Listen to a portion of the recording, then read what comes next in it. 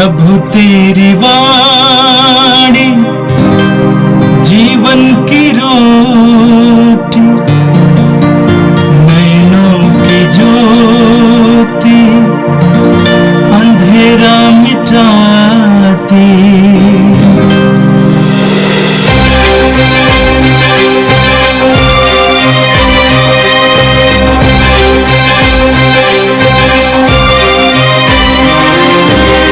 प्रभु तेरी वाणी जीवन की रोटी, नैनों की ज्योति अंधेरा मिटाती। प्रभु तेरी वाणी जीवन की रोटी, नैनों की ज्योति अंधेरा मिटाती। वाणी वाणी वाणी वाणी वाणी पवित्र है, शाश्वत है, जीवन का मन्ना है। 28 नवंबर बृहस्पतिवार। पहला पाठ प्रकाशना ग्रंथ अध्याय 18 पद संख्या 1 से 2, 21 से 23, अध्याय 19 पद संख्या 1 से 3 और 9। मैं यूहन्ना ने एक स्वर्गदूत को स्वर्ग से उतरते देखा। वह महान अधिकार से संपन्न था और पृथ्वी उसके तेज से प्रदीप्त हो उठी। उसने ऊंचे स्वर से पुकार कर कहा, उसका सर्वनाश हो गया है, महान बाबुल का सर्वनाश हो गया है। वह अबदूतों का डेरा, हर प्रकार के अशुद्ध आत्माओं का अड्डा और हर प्रकार के अशुद्ध एवं घृणित पक्षियों का निड़ बन गया है। तब एक बलवान स्वर्गदूत ने चक्की के बड़े पाट जैसा एक पत्थर उठाया और यह कहते हुए समुद्र में फेंका, महानगर बाबुल उसी वेग में गिरा दिया जाएगा और उसका फिर कभी पता नहीं चलेगा। वीणा वादकों और संगीतकारों की मुरली और तुरही बजाने वालों की आवाज तुझ में फिर कभी सुनाई नहीं पड़ेगी। किसी भी व्यवसाय के कारीगर तुझ में फिर कभी नहीं मिलेंगे। चक्की की आवाज तुझ में फिर कभी सुनाई नहीं पड़ेगी। दीपक का प्रकाश तुझ में फिर कभी नहीं दिखाई पड़ेगा। वर और वधू का स्वर तुझ में फिर कभी सुनाई नहीं पड़ेगा, क्योंकि तेरे व्यापारी पृथ्वी के अधिपति थे और तूने अपने जादू द्वारा सभी राष्ट्रों को बहका दिया। इसके बाद मैंने स्वर्ग में एक विशाल जन समुदाय की सी ऊंची आवाज को यह कहते हुए सुना, हालेलुया, हमारे ईश्वर को विजय और महिमा तथा सामर्थ्य, क्योंकि उसके निर्णय सच्चे और न्याय संगत हैं। उसने उस बड़ी वैश्या को दंडित किया जो अपने व्यभिचार द्वारा पृथ्वी को दूषित करती थी, और उसने उसको अपने सेवकों के रक्त का बदला चुकाया। तब उन्होंने फिर कहा, हालेलुया। उसके जलने का धुआं युग युगों तक उठता रहेगा। स्वर्गदूत ने फिर से कहा, यह लिखो, धन्य हैं वे जो मेमने के विवाह भोज में निमंत्रित हैं। यह प्रभु की वाणी है। संत लूकस के अनुसार पवित्र सुसमाचार अध्याय 21 पद संख्या 20 से 28 तक। यीशु ने अपने शिष्यों से ये कहा, जब तुम लोग देखोगे कि यरूशलेम सेनाओं से घिर रहा है, तो जान लो कि उसका सर्वनाश निकट है।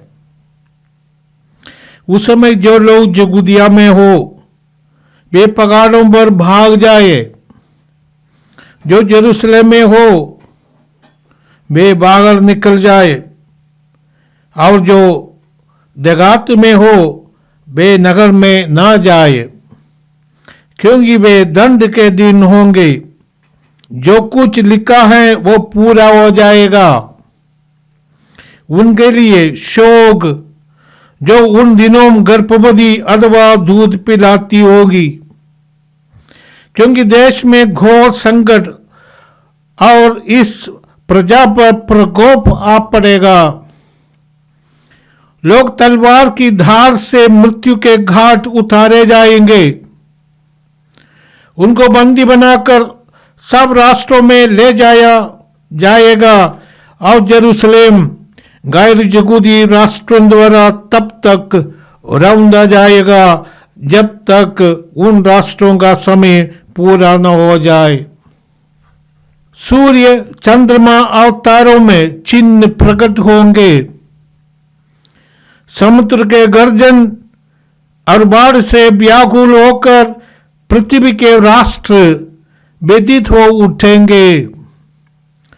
लोग विश्व भर आने वाले संकट की आशंका से आतंकित होकर निष्प्राण हो जाएंगे, क्योंकि आकाश की शक्तियां विचलित हो जाएगी।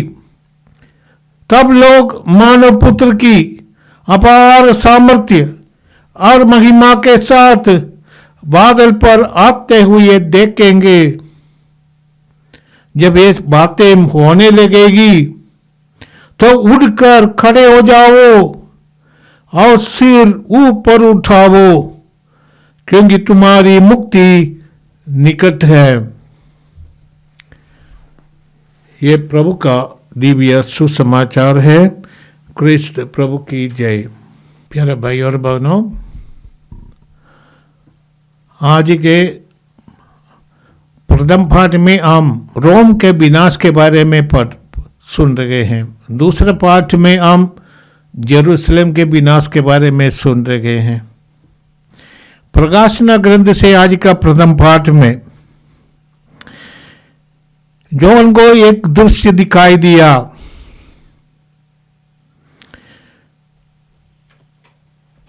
स्वर्ग से स्वर्गदूत उतरकर, जो स्वर्गदूतों का इतना अधिकार है, सर्वाधिकार संपन्न था, और उनके तेज से पूरी पृथ्वी प्रकाशमान हो गई। और ये स्वर्गदूत ऊंचे स्वर से पुकार कर रहा था, उसका सर्वनाश हो गया है, महान बाबुल का सर्वनाश हो गया है।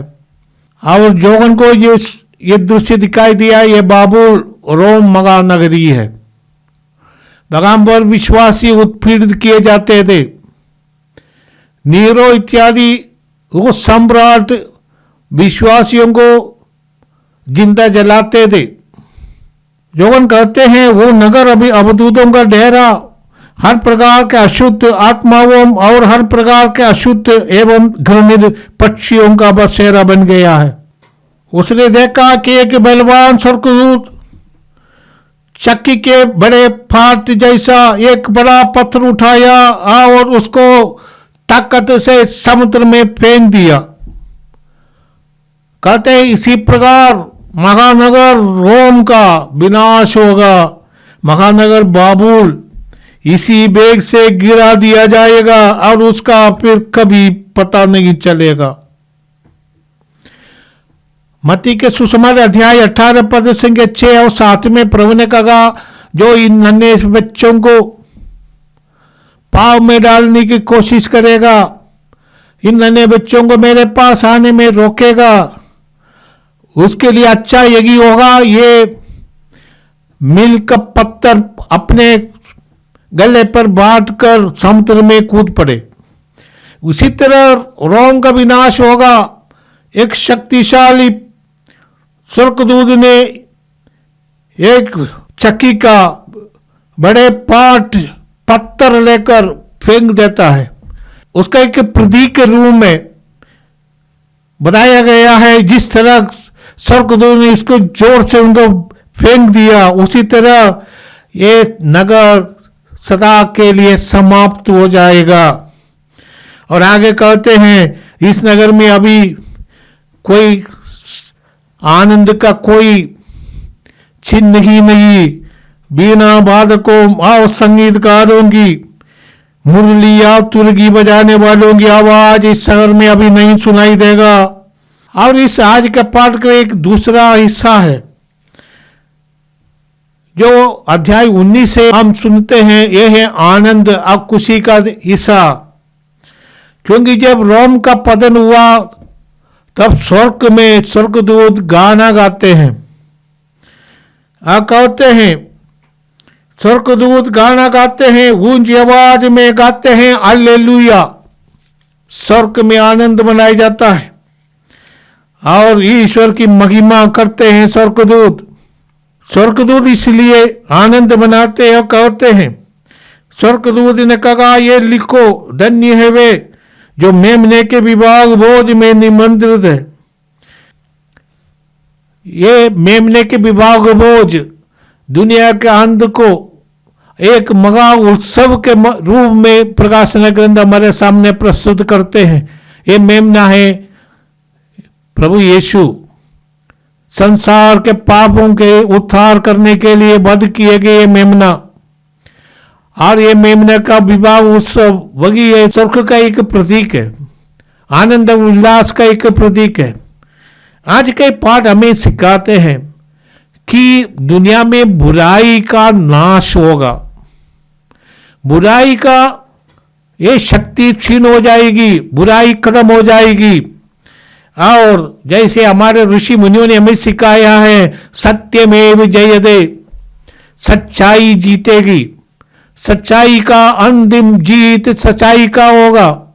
यही बात आज के प्रथम पाठ में सिखाते हैं। आज के दूसरा पाठ तो सुसमाचार है। लूकस के अनुसार दो बात हमारे सामने रखते हैं। पहला है जेरूशलेम का विनाश, दूसरा है संसार के अंत के बारे में। ये दोनों एक साथ आते हैं। मार्कुस ने दोनों का सम्मिश्रण कर दिया था, क्योंकि यहूदी के लिए जेरूशलेम का विनाश है कि संसार का विनाश हो गया। रोम को अपने कस्टडी में करने वाले सब वहां के विश्वासियों के विश्वास से प्रेरित होकर वो लोग यीशु को मानने लगे, विश्वासी बन गए। अब पूरे वो रोम साम्राज्य में विश्वास फैल गया। एक प्रकार से इतना विनाश नहीं हुआ था जितना जेरूशलेम का हुआ है। प्रभु आज हमसे कहते हैं जेरूशलेम के विनाश के बारे में।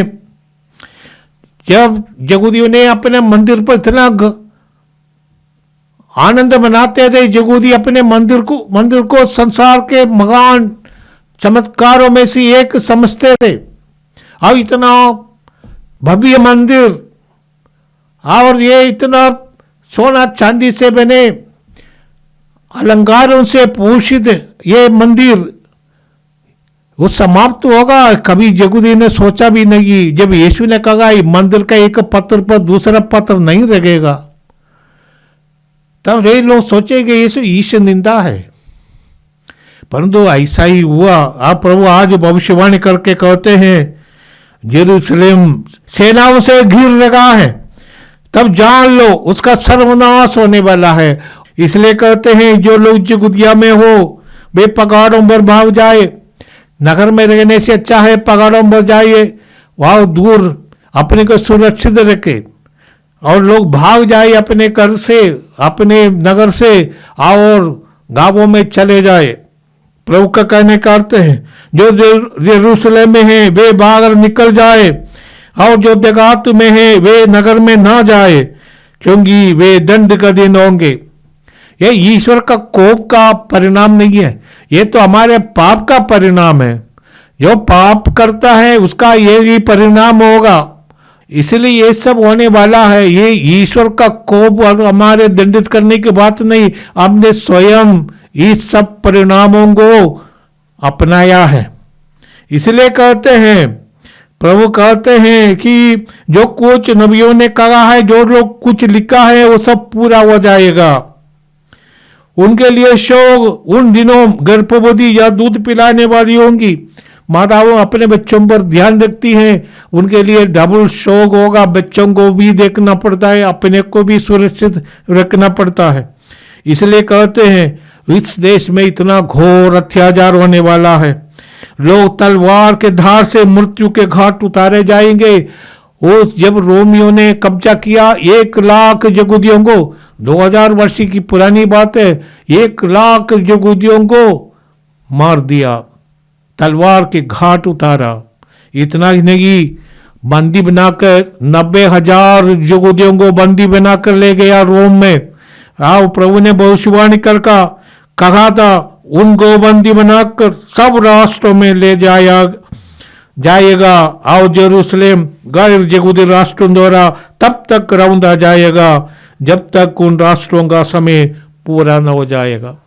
आज के सुसमाचार में दूसरा हिस्सा है संसार के अंत के बारे में।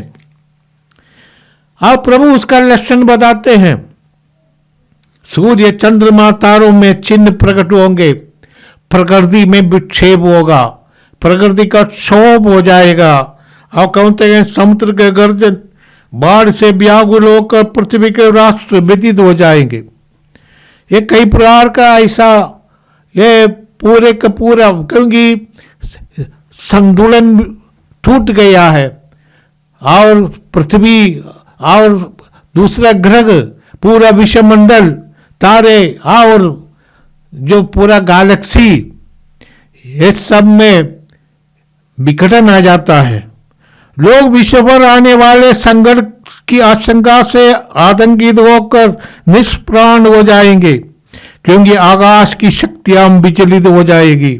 विश्वासियों के लिए, अच्छे लोगों के लिए दुख का समय नहीं है, न्याय का समय है, पुरस्कार का समय है। इसलिए कहते हैं उस समय मानव पुत्र अपार सामर्थ्य और महिमा के साथ बादल पर आते हुए देखेंगे, जो दृश्य नबी दानियल ने देखा था अध्याय 7 पद संख्या 13 में। और यीशु ने भी इस बात को मार्कुस के सुसमाचार अध्याय 14 पद संख्या 62 में कहा है। और दूसरी जगह पर यीशु ने यह कहा था कि तुम लोग मानव पुत्र को बादलों में आते हुए देखोगे। यह अंतिम न्याय का दिन है। और ये समय प्रभु कहते हैं जब ये सब बातें होने लगेंगे तो उठ खड़े हो जाओ और सिर ऊपर उठाओ, क्योंकि तुम्हारी मुक्ति निकट है। प्रभु का कहने का अर्थ है वो विनाश पापियों के लिए है, बुरे लोगों के लिए है, जिन्होंने ईश्वर को नहीं माना, जिन्होंने गलत काम करके जिंदगी को बिताया, उन लोगों के लिए विनाश का दिन है। विश्वासियों के लिए और सच्चे लोगों के लिए, ईमानदार लोगों के लिए, भक्त लोगों के लिए, ऐसे लोगों के लिए, शरीफ लोगों के लिए ये आनंद का दिन है और उनको न्याय दिया जाएगा। इसलिए कहते उठ खड़े हो जाओ और तुम्हारा सिर ऊपर उठाओ। ये तुम्हारे लिए मुक्ति का दिन है, आनंद का दिन है, ये आशीष का दिन है। हमारे लिए मृत्यु डरने की बात नहीं, अपने व्यक्तिगत जीवन का अंत जरूर होगा इस दुनिया में, वो ज्यादा दूर नहीं है। कोई भी जीवे तो 100 वर्ष इतना कौन जीता है, कहीं भी कोई उतना तक जीते हैं तो वो भी अंत हो जाने वाला है। परंतु ये मृत्यु हमारे लिए ये शून्यता को प्राप्त करने का नहीं, परंतु पूर्णता को प्राप्त करने का है, ईश्वर प्राप्ति का है। हम इसलिए हम जिंदगी को और मृत्यु को समान दृष्टि से देखते हैं। जिए ना मरे ये दोनों हमारे लिए बराबर हैं जब हम प्रभु से जुड़े रहते हैं। आइए हम प्रार्थना करें। ये प्रभु हम धन्यवाद देते हैं आज के दोनों पाठों के लिए। आज के दोनों पाठ हमें सिखाते हैं कि बुराई का अंत होगा, और जैसे हमारे ऋषि मुनियों ने हमें सिखाए हैं सत्य और ईमानदारी और पवित्रता का ये जीत होगा। ये प्रभु धन्यवाद देते आज के पाठों के लिए। ये प्रभु हमें सदा तुझसे जुड़े रहने की कृपा दे और हम इस दुनिया में दूसरों को भी मदद करके उनके जीवन में आशीर्वाद कृपा प्रदान कर सके, दूसरों के लिए हम आशीष का स्रोत बन जाए। जितनी जिंदगी हम लगेंगे, जितनी लंबी या छोटी हमारी जिंदगी होगी, परंतु ये न केवल हमारे लिए जिए, हम दूसरों के लिए भी कृपा और आशीष का स्रोत बन सकते हैं। प्रभु हम दुनिया में बुराई को कम करने और भलाई और ईमानदारी को बढ़ाने का ये भागीदार बन सके। हम अपनी जिंदगी के द्वारा इस संसार को नया बनाने में और अच्छा बनाने में सहयोग दे सके।